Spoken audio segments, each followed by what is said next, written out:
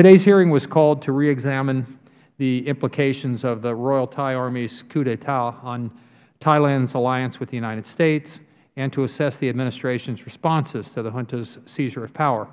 Over the past year or so, we have witnessed Thailand descend into a state of complete political impasse.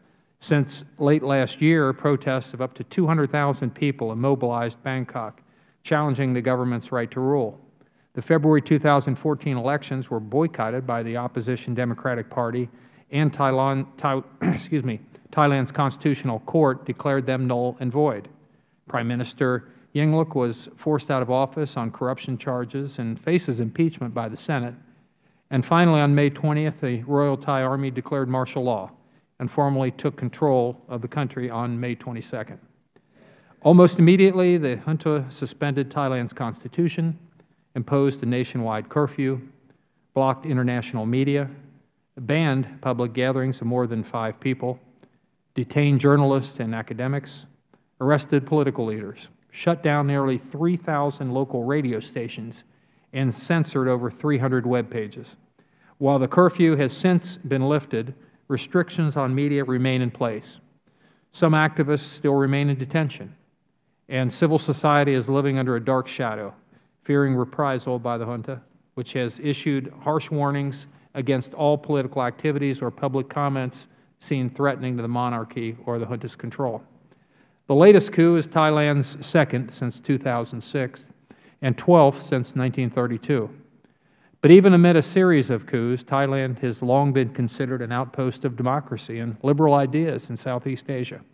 Surely against the likes of Hun Sen's dictatorial hand in Cambodia, the long-time junta-controlled government in Burma, and the authoritarian communist regimes in Vietnam and Laos, this was not so difficult of a status to maintain. Today, however, former political leaders, activists, and workers are fleeing Thailand for Cambodia to escape the increasing intolerance of dissent imposed by the junta. Only 1 year ago, this direction of migration would have been unheard of.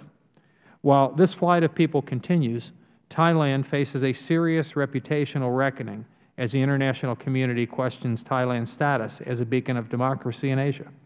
Its political crisis has already created a sense of unease among foreign investors, and because of the instability and uncertainty, those investors are running cold. The junta claims that seizing power was necessary to save Thai's democracy long-term prospects. Also, what they said during the 2000 coup. It's the same thing they said then. Yet, military junta chief Prayuth Chan-o-cha has said there will be no win-win situation following the coup and that citizens must temper their expectations. The military has one goal, though, which is to decrease the power of the Thai Party, whose followers are called the Red Shirts.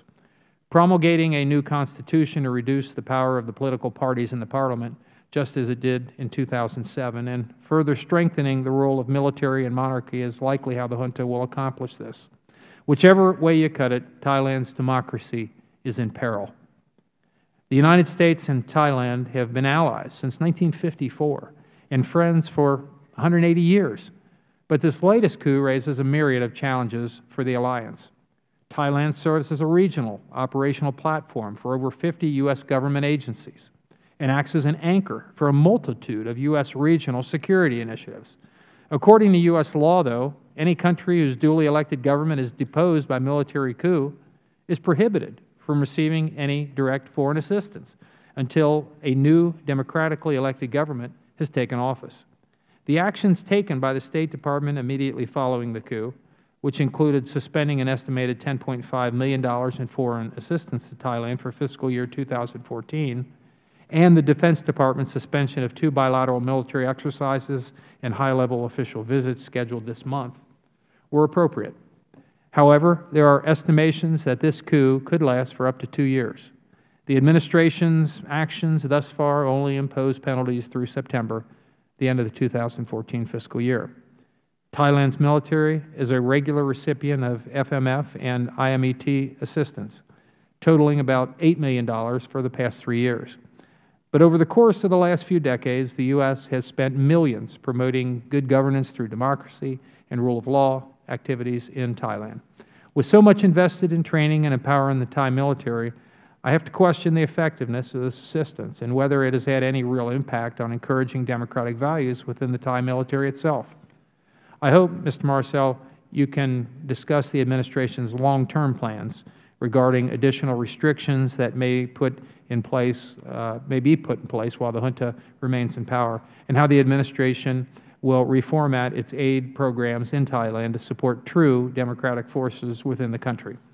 Finally, while I understand that imposing restrictions or suspending certain activities raises fears of damaging multilateral relations beyond Thailand, the U.S. must stand by its commitment to support the democratic values that millions of Thais support versus the junta's notion of a guided democracy that will weed out political party influence. The U.S. needs to act with prudence and measure, with acknowledgement that bilateral relations cannot proceed as they did only a couple months ago until free and fair elections allow the people of Thailand to duly elect their leaders. I think we all look forward to hearing from our witness this afternoon. I'd now like to yield to Mr. Berra for his opening remarks for 5 minutes.